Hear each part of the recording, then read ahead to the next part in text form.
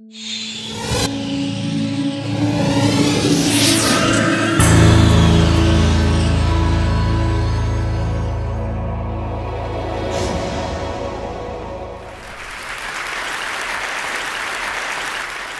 have spent the past few years putting myself into situations that are usually very difficult and at the same time somewhat dangerous. I went to prison. Difficult. I worked in a coal mine. Dangerous. I filmed in war zones. Difficult and dangerous. And I spent 30 days eating nothing but this. Fun in the beginning, a little difficult in the middle, very dangerous in the end. In fact, most of my career I have been immersing myself into seemingly horrible situations for the whole goal of trying to examine societal issues in a way that make them engaging, that make them interesting, that hopefully break them down in a way that make them entertaining and accessible to an audience. So when I knew I was coming here to do a TED Talk that was going to look at the world of branding and sponsorship, I knew I would want to do something a little different. So as some of you may or may not have heard, a couple weeks ago I took out an ad on eBay. I sent out some Facebook messages, some Twitter messages, and I gave people the opportunity to buy the naming rights to my 2011 TED Talk. That's right, some lucky individual, corporation, for-profit or non-profit, was going to get the once-in-a-lifetime opportunity, because I'm sure Chris Anderson will never let it happen again, to buy the naming rights to the talk you're watching right now, that at the time didn't have a title, didn't really have a lot of content, and didn't really give much hint as to what the subject matter would actually be. So what you were getting was this. Your name here presents my TED Talk that you have no idea what the subject is, and depending on the content could ultimately blow up in your face, especially if I make you or your company look stupid for doing it. But that being said, it's a very good media opportunity.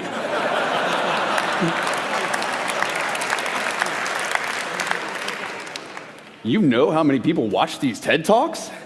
It's a lot. That's just the working title, by the way. So, even with that caveat, I knew that someone would buy the naming rights. Now, if you'd have asked me that a year ago, I wouldn't have been able to tell you that with any certainty. But in the new project that I'm working on, my new film, we examine the world of marketing, advertising. And as I said earlier, I put myself in some pretty horrible situations over the years. But nothing could prepare me. Nothing could ready me for anything as difficult or as dangerous as going into the rooms with these guys. You see, I had this idea for a movie. What I want to do is make a film all about product placement, marketing, and advertising, where the entire film is funded by product placement, marketing, and advertising. So the movie will be called The Greatest Movie Ever Sold. So what happens in The Greatest Movie Ever Sold is that everything from top to bottom, from start to finish, is branded from beginning to end. You know, from the above the title sponsor that you'll see in the movie, which is Brand X. Now this brand, the Qualcomm Stadium, the Staples Center, these people will be married to the film in perpetuity forever. And so the film explores this whole idea. It's what? It's redundant. In perpetuity forever. I'm a redundant person. Yeah. that was more for him. It was in perpetuity, period, forever. But not only are we going to have the Brand X title sponsor, but we're going to make sure we sell out every category we can in the film. So maybe we sell a shoe and it becomes the greatest shoe you ever wore, the greatest car you ever drove from The Greatest Movie Ever Sold. You know, the greatest drink you've ever had, courtesy of The Greatest Movie Ever Sold. So the idea is beyond just showing that brands are part of your life, but actually get them to finance the film? Is that? Get them to finance the film, and actually we show the whole process of how does it work. The goal of this whole film is transparency. You're going to see the whole thing take place in this movie. So that's the whole concept, the whole film, start to finish, and I would love for CEG to help make it happen. Yeah, you know, it's funny, because when I first hear it, it is the ultimate respect for an audience. I don't know how receptive people are going to be to it, though. Do you have a perspective, or do you? I don't want to use angle because that sort of has a negative connotation. But do you sort of know how this is going to play out? No idea. How much money did it take to do this? 1.5 million. Okay. I think that you're going to have a hard time meeting with them, but I think it's certainly worth pursuing a couple of really big, obvious brands. Who knows? Maybe by the time your film comes out, we look like a bunch of blithering idiots. What do you think the response is going to be? The responses mostly will be no. But is it toughest sell because of the film or is it toughest sell because of me? Both.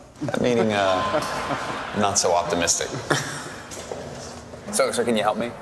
I need help. I can help. Okay. Good. Awesome. We got to figure out which brands. Yeah.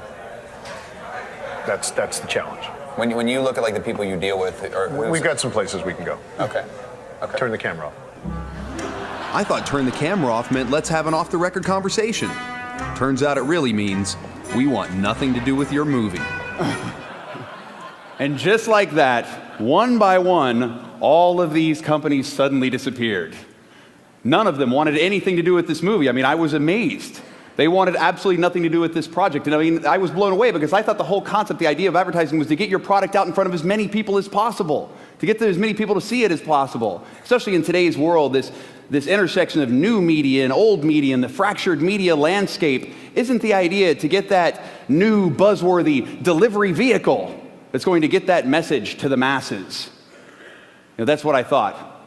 But the problem was, you see, my idea had one fatal flaw. And that flaw was this. Actually, no, that was not the flaw whatsoever. That wouldn't have been a problem at all. See, this would have been fine. But what this image represents was the problem. See, when you do a Google image search for transparency, this is...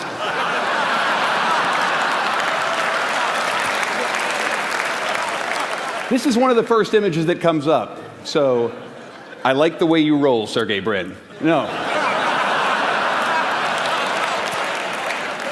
This was the problem. Transparency. Free from pretense or deceit. Easily detected or seen through. Readily understood. Characterized by visibility or accessibility of information, especially concerning business practices. That last line being probably the biggest problem. You see, we hear a lot about transparency these days. You know, our politicians say it. Our president says it. Even our CEOs say it. But suddenly, when it comes down to it becoming a reality, something suddenly changes. But why? Well, transparency is scary.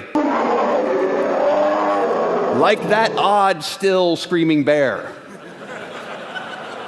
It's unpredictable.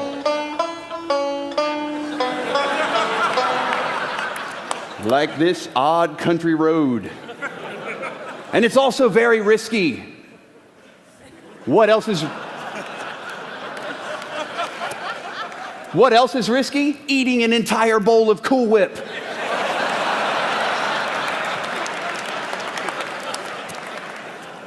That's very risky. No, when I started talking to companies, you know, and telling them, you know, we wanted to tell this story, and they said, no, we want you to tell a story. We want you to tell a story, but we just want to tell our story.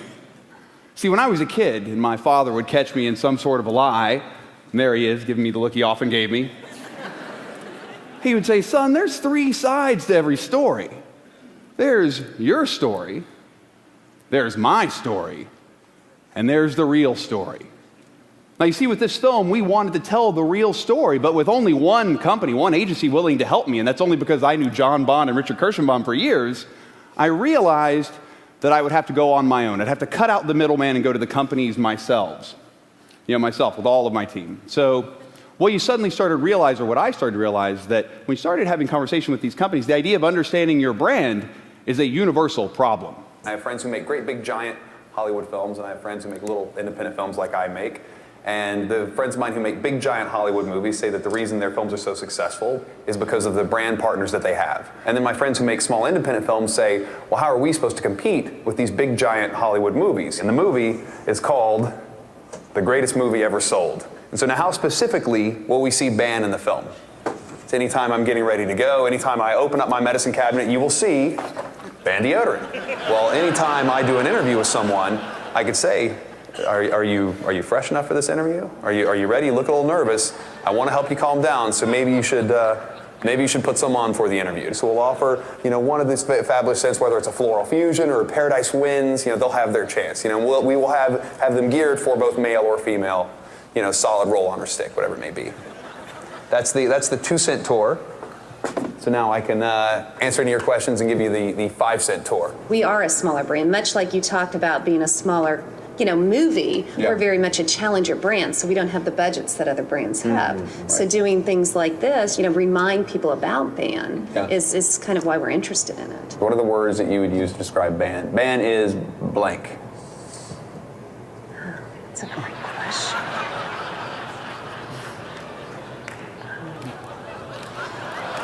It's a superior technology. Technology is not the way you want to describe something somebody's putting in their armpit. We talk about bold, Yeah. fresh. Okay. I think fresh is a great word that really spins this category into the positive versus the fights odor and wetness. Right. It's keeps you fresh. Fresh How do all we day. keep you fresher longer, better freshness, more freshness, 3 times fresher, things like that that are more of that positive benefit. And that's a multi-million-dollar corporation. What about me? What about a regular guy? I need to go talk to the man on the street. The people who are like me, the regular Joes, they need to tell me about my brand. How would you guys describe your brand? My brand. I don't know, I like really nice clothes. 80s revival meets skater punk, unless it's laundry day. Right, what is brand Jerry? Unique. Unique. I guess what kind of genre of style I am would be dark glamour. I like a lot of black colors, a lot of grays and stuff like that, but usually I have an accessory like sunglasses or I like crystal and things like that too. If Dan were a brand, he might be a classic convertible Mercedes-Benz. The brand that I am is, I would call it casual fly. Part hippie, part yogi, part Brooklyn girl. I don't know. I'm the pet guy. I sell pet toys all over the country, all over the world, so I guess that's my brand. In my warped little industry, that's my brand. My brand is FedEx because I deliver the goods. Failed writer, alcoholic brand? Is that something? I'm a lawyer brand. I'm Tom. Well, we can't all be brand Tom, but I do often find myself at the intersection of dark glamour and casual fly. And what I realized, I needed an expert. I need somebody who could get inside my head, somebody who could really help me understand what they call your brand personality. And so I found a company called Olsen Zaltman in Pittsburgh, who they've helped companies like Nestle, Febreze, Hallmark discover that brand personality. If they could do it for them, surely they could do it for me. You brought your pictures, right? I did. The very first picture is a picture of my family. And so tell me a little bit how it relates to your thoughts and feelings about who you are. These are the people who shape the way I look at the world. Tell me about this world. This world. Well, Yeah. I think your world is the world that you live in. Like the people that are around you, your friends, your family, the way you live your life, the job you do. Like all those things stemmed and started from one place. And for me, they stemmed and started with my family in West Virginia. What's the next one you want to talk about? The next one, this was the best day ever, How does this relate to your thoughts and feelings about who you are? is like, who do I want to be? I like things that are different. I like things that are weird. I like weird things. Tell me about the Y phase. What does that do for us? What is the machete? What pupa stage are you in now? Why is it important to reboot? What is the red representing? Tell me a little bit about that part. What is it about you that's not who you are? What are some other metamorphoses that we have? To be feared. What kind of roller coaster are you on? Thank you. Thank you. Yeah, thanks for your patience. Great job. Yeah, thanks a lot. All right. Yeah. I don't know what's going to come of this. There was a whole lot of crazy going on in there. The first thing we saw was this idea that you had two distinct but complementary sides to your brand personality. The Morgan Spurlock brand is a mindful play brand. Those are kind of juxtaposed very nicely together, and I think there's almost a paradox with those, and I think some companies will just focus on one of their strengths or the other instead of focusing on both. Most companies tend to, and it's human nature, to avoid things that they're not sure of, avoid fear, those elements, and you really embrace those and you actually turn them into positives for you. It's a neat thing to see. What other brands are like that? The first one here is a classic, Apple, and you can see here too, Target, Mini from Mini Coopers, and JetBlue. Now there's playful brands and mindful brands, those sort of things that have come and gone, but a playful, mindful brand is a pretty powerful thing. A playful, mindful brand. What is your brand? If somebody asked you to describe your brand identity, your brand personality, what would you be? Are you an up attribute? Are you something that gets the blood flowing? Are you more of a down attribute? Are you something that's a little more calm, reserved, conservative? Up attributes are things like being playful, being fresh, like the Fresh Prince, contemporary, adventurous, edgy or daring like Errol Flynn, nimble or agile, profane, domineering, magical or mystical like Gandalf? Or are you more of a down attribute? Are you mindful, sophisticated like 007? Are you established, traditional, nurturing, protective, empathetic like the Oprah? Are you reliable, stable, familiar, safe, secure, sacred, contemplative, or wise like the Dalai Lama or Yoda? Over the course of this film, we had 500 plus companies who were up and down companies say no, they didn't want any part of this project. They wanted nothing to do with this film, mainly because they had no control. They would have no control over the final product. But we did get 17 brand partners who were willing to relinquish that control, who wanted to be in business with someone as mindful and as playful as myself, and who ultimately empowered us to tell stories that normally we wouldn't be able to tell, stories that an advertiser would normally never get behind. They enabled us to tell the story about neuromarketing as we got into telling the story in this film about how now they're using MRIs to target the desire centers of your brain for both commercials as well as movie marketing. We went to Sao Paulo where they have banned outdoor advertising in the entire city. For the past 5 years, there's no billboards, there's no posters, there's no flyers, nothing. And we went to school districts where now companies are making their way into cash-strapped schools all across America. What's incredible for me is the projects that I've gotten the most feedback out of, or I've had the most success in, are ones where I've interacted with things directly. And that's what these brands did. They cut out the middleman. They cut out their agencies and said, maybe these agencies don't have my best interests in mind. I'm going to deal directly with the artist. I'm going to work with him to create something different, something that's going to get people thinking, that's going to challenge the way we look at the world. And how has that been for them? Has it been successful? Well, since the film premiered at the Sundance Film Festival, let's just take a look. According to Burrell's, the movie premiered in January, and since then, and this isn't even the whole thing, we've had more than 900 million media impressions for this film. That's literally covering just like a 2.5-week period. That's only online, no print, no TV. The film hasn't even been distributed yet. It's not even online. It's not even streaming. It's not even been out into other foreign countries yet. So ultimately, this film has already started to gain a lot of momentum, and not bad for a project that almost every ad agency we talk to advised their clients not to take part. What I always believe is that if you take chances, if you take risks, that in those risks will come opportunity. I believe that when you push people away from that, you're pushing them more towards failure. I believe that when you train your employees to be risk averse, then you're preparing your whole company to be reward challenged. I feel like that what has to happen moving forward is we need to encourage people to take risks. We need to encourage people to not be afraid of opportunities that may scare them. Ultimately, moving forward, I think we have to embrace fear. We've got to put that bear in a cage.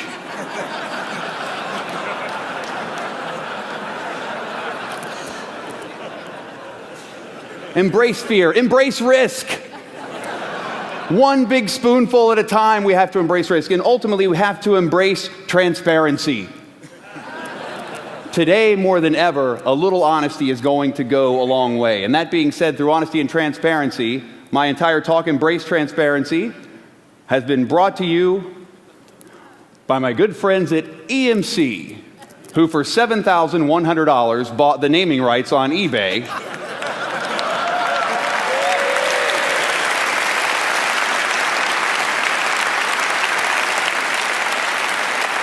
EMC turning big data into big opportunity for organizations all over the world. EMC presents Embrace Transparency. Thank you very much, guys. Thank you.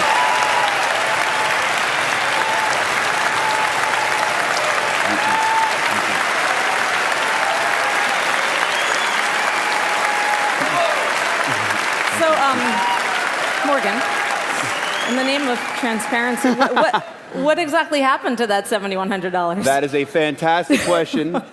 I have in my pocket a check made out to the parent organization of the TED Foundation, the Sapling Foundation, a check for $7,100 to be applied towards my attendance for next year's TED.